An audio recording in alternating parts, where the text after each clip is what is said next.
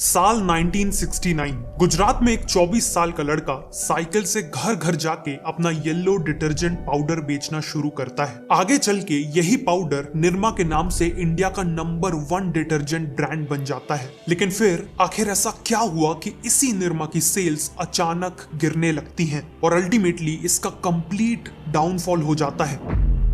इन सब की शुरुआत हुई करीब 55 साल पहले। गुजरात में रहने वाले करसन भाई पटेल एक गवर्नमेंट डिपार्टमेंट में केमिस्ट की नौकरी करते थे, लेकिन उनकी सैलरी घर चलाने के लिए सफिशिएंट नहीं थी। इसीलिए उन्होंने साइड इनकम कमाने के लिए एक छोटा सा बिजनेस स्टार्ट करने का फैसला लिया। बीएससी की डिग्री और केमिस्ट की नौकरी होने के कारण उन्हें केमिकल्स की अच्छी समझ थी। इसीलिए उन्होंने अपने घर में ही सोडा ऐश और बाकी कुछ केमिकल्स के साथ एक्सपेरिमेंट करना चालू किया। कई बार फेल होने के बाद उन्होंने फाइनली एक अफोर्डेबल और इफेक्टिव डिटर्जेंट पाउडर बना लिया और अपनी इस इन्वेंशन का नाम अपनी 1 साल की बेटी निरुपमा के नाम पर निरमा रख दिया। उन्होंने सिंपल प्लास्टिक पैकेट्स में पाउडर को पैक किया और अगले ही दिन से साइकिल पे घर घर जाके उसे बेचने लगे। उस समय ज्यादातर मिडिल और लोअर क्लास में आने वाले लोग कपड़े धोने के लिए लॉन्ड्री सोप यूज किया करते थे। येलो कलर का ये लॉन्ड्री सोप काफी सस्ता तो पड़ता था, लेकिन हार्ड स्टेन्स यानी जिद्दी दागों को क्लीन नहीं कर पाता था। वहीं दूसरी तरफ अपर क्लास लोग डिटर्जेंट पाउडर का इस्तेमाल करते थे, जो इंडिया के हार्ड वाटर में भी अच्छे से काम करता था और हर तरह के दाग हटाने के लिए इफेक्टिव था। डिटर्जेंट पाउडर के मार्केट को हिंदुस्तान लीवर लिमिटेड यानी HLL का सर्फ डोमिनेट करता था, लेकिन इसका प्राइस था 15 रुपए पर केजी, जिस कारण मिडिल क्लास और लोअर क्लास इसे अफोर्ड नहीं कर सकते थे। इसीलिए यहाँ एक अपॉर्चुनिटी देखते हुए करसन भाई ने निरमा को केवल 3.5 रुपए पर किलो में बेचना चालू किया। मतलब लोगों को पहली बार लॉन्ड्री सोप के प्राइस पे डिटर्जेंट पाउडर मिलने वाला था, जिस कारण कुछ ही टाइम में निरमा बहुत पॉपुलर हो गया और करसन भाई दिन का 200 किलो डिटर्जेंट पाउडर बेचने लगे। जब डिमांड और भी ज्यादा बढ़ने लगी तो करसन भाई ने अहमदाबाद के पास सरसपुर में एक छोटा सा शेड लगवा लिया और प्रोडक्शन के लिए लेबर हायर करने लगे। साथ में उन्होंने अपनी पैकेजिंग को भी इंप्रूव किया और इसमें निरमा गर्ल को ऐड किया, जो आगे चल के इंडिया की one of the most recognised brand mascot बन गई। करसन भाई का अगला टारगेट था डिस्ट्रीब्यूशन को इंप्रूव करना। उस समय केवल अहमदाबाद में 2000 से ज्यादा रिटेलर्स थे और ग्रो करने के लिए उन्हें इन दुकानों में निरमा को अवेलेबल करवाना था। लेकिन एक नया ब्रांड होने के कारण कई रिटेलर्स निरमा को अपनी शॉप में जगह नहीं देना चाहते थे। इससे डील करने के लिए करसन भाई ने एक कमाल की स्ट्रेटजी अपनाई। उन्होंने कुछ फीमेल्स को हायर किया और उन्हें एक एक करके रिटेलर्स के यहाँ जाके निरमा खरीदने को कहा। इससे रिटेलर्स को लगने लगा कि निरमा वॉशिंग पाउडर की डिमांड बहुत अच्छी है और डिमांड न पूरी करने के कारण उन्हें लॉस हो रहा है। इसीलिए उन्होंने खुद ही करसन भाई को कांटेक्ट करके निरमा को अपनी शॉप में रखना चालू कर दिया। देखते ही देखते निरमा अहमदाबाद और आसपास के सभी गांव में नंबर 1 डिटर्जेंट पाउडर बन गया और अब टाइम आ चुका था पूरे गुजरात में एक्सपैंड करने का।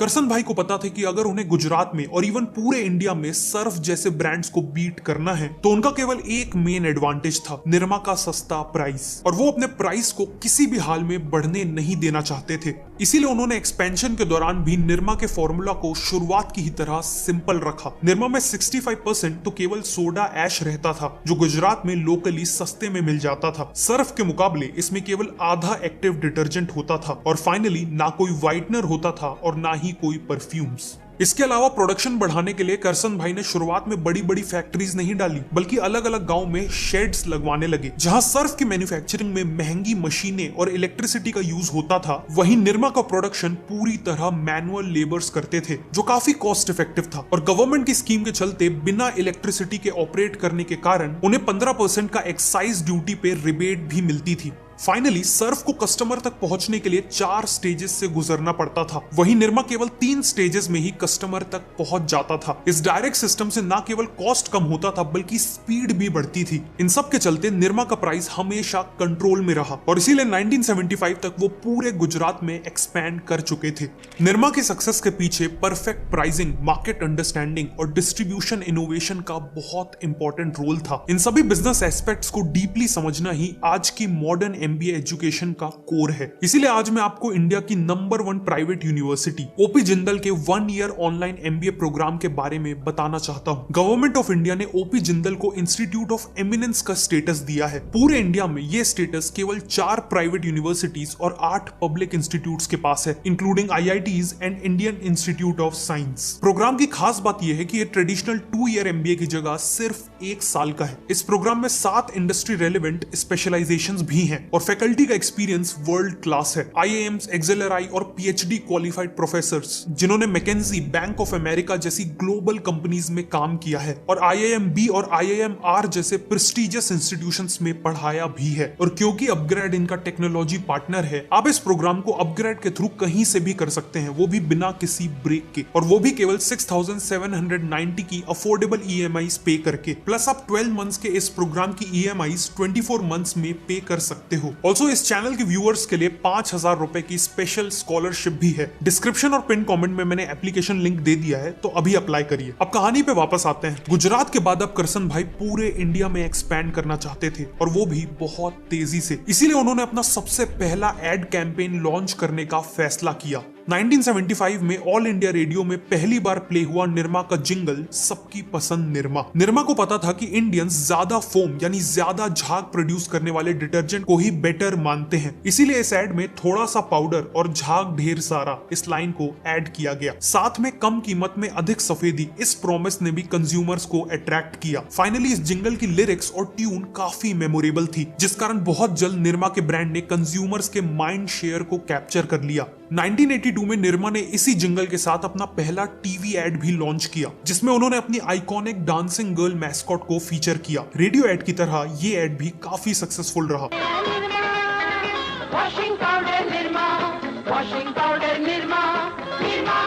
इसीलिए 1977 तक 12% और फिर 1985 तक करीब 60% मार्केट शेयर के साथ निरमा इंडिया का सबसे बड़ा डिटर्जेंट ब्रांड बन गया। जिस निरमा को करसन भाई ने साइड इनकम कमाने के लिए शुरू किया था, आज उसी निरमा ने करसन भाई को पूरे भारत का डिटर्जेंट किंग बना दिया था। लेकिन अनफॉर्चुनेटली ये सक्सेस ज्यादा देर तक नहीं टिकने वाली थी, क्योंकि बहुत जल्द मार्केट का पुराना खिलाड़ी पलटवार करने वाला था। शुरुआत में तो निरमा ने केवल मिडिल और लोअर इनकम सेगमेंट्स को कैप्चर किया था, लेकिन इवेंचुअली कई अपर क्लास कस्टमर्स भी निरमा में शिफ्ट होने लगे थे, क्योंकि उन्हें ये क्लैरिटी ही नहीं थी कि सर्फ की क्वालिटी किन मायनों में निरमा से बेटर है। ऊपर से 1986 में निरमा ने एक डिटर्जेंट बार लॉन्च करके HLL के रिन बार को डायरेक्ट चैलेंज कर दिया, जिससे रिन के भी कई कस्टमर्स निरमा बार में शिफ्ट होने लगे। लेकिन अब HLL को समझ आ चुका था कि निरमा उनके पूरे ही बिजनेस के लिए एक बहुत बड़ा खतरा बन चुका है। इसीलिए हिंदुस्तान लिवर लिमिटेड ने इंटरनली एक सीक्रेट मिशन लॉन्च किया, जिसका कोड नेम था स्टिंग, यानी स्ट्रैटेजी टू इनहिबिट निरमास ग्रोथ। इस मिशन के तहत निरमा की पूरी बिजनेस स्ट्रैटेजी को डीपली स्टडी किया गया और फिर HLL की काउंटर स्ट्रैटेजी डेवलप की गई। कई हफ्तों बाद ये कंक्लूजन निकला कि निरमा से कंपीट करने के लिए HLL को भी अपना डिटर्जेंट पाउडर लो कॉस्ट में ही बेचना पड़ेगा। लेकिन अगर वो सर्फ को निरमा की प्राइस पे बेचते तो उन्हें प्रॉफिट्स की जगह लॉस हो जाता, साथ में सालों से बनाई हुई सर्फ की प्रीमियम ब्रांड इमेज भी डिस्ट्रॉय हो जाती। इसीलिए HLL ने फाइनली अपना खुद का low cost detergent powder launch करने का फैसला किया। लेकिन उससे पहले उन्होंने एक मार्केट रिसर्च की, जिससे उन्हें निरमा की वीकनेसेस पता चल गई। जैसे कि निरमा से कपड़े धोने पर उनमें खुशबू नहीं बल्कि एक इंडस्ट्रियल स्मेल रह जाती थी, और निरमा पूरी तरह पानी में डिसॉल्व भी नहीं होता था, जिस कारण कपड़े सूखने के बाद सॉफ्ट फील नहीं होते थे। साथ में कई लोगों को निरमा से हाथ में इरिटेशन और ब्लिस्टर्स हो जाते थे। इन सब को ध्यान में रखते हुए HLL ने सबसे पहले अपने डिटर्जेंट पाउडर में एक प्लेजेंट फ्रेग्रेंस ऐड कर दी। सेकेंडली, इसे हाथों के लिए जेंटल बनाया और इंश्योर किया कि ये पाउडर पानी में कंप्लीटली डिसॉल्व हो जाए। लेकिन इन सभी इंप्रूवमेंट्स के बाद भी उन्होंने कॉस्ट को ऊपर जाने नहीं दिया। उनके इस नए डिटर्जेंट में सॉल्ट एक बहुत इंपॉर्टेंट रॉ मटेरियल था। इसीलिए HLL ने अपनी नई फैक्ट्री को गुजरात में सॉल्ट माइंस के बगल में एस्टैब्लिश किया और सॉल्ट माइन से एक डायरेक्ट पाइपलाइन कनेक्ट कर ली। ऑल्सो इन्होंने R&D में मैसिव इन्वेस्टमेंट्स करके डिटर्जेंट में डलने वाले फ्रेग्रेंस और बाकी इनहेंसर्स के सस्ते ऑल्टरनेटिव्स बना लिए। इन सब के चलते HLL ने एक ऐसा डिटर्जेंट पाउडर बना लिया जिसका प्राइस तो निरमा के बराबर था, लेकिन क्वालिटी बहुत बेटर थी। और इसी तरह लॉन्च हुआ व्हील डिटर्जेंट पाउडर। निरमा को डायरेक्टली टारगेट करने के लिए व्हील के एड्स में कहा गया कि मैंने मांगी थी सफाई और तूने दी हाथों की जलन।